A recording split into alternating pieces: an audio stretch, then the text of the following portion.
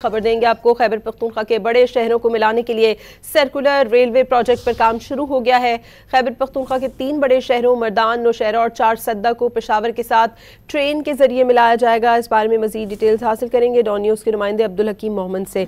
अब्दुल हकीम, update कीजिएगा। ये जी बिल्कुल, खैबर पख्तूनख्वा ने इस मंसूबे को, जिसमें तीनों शहरों अजला को ट्रेन के मंसूबे के जरिए मिलाना था, इस मंसूबे को 2022 में मंजूरी दी गई थी। ताहम कुछ माली और इंतजामी मसाइल के बायस मंसूबा जो है बर वक्त शुरू नहीं हो सका।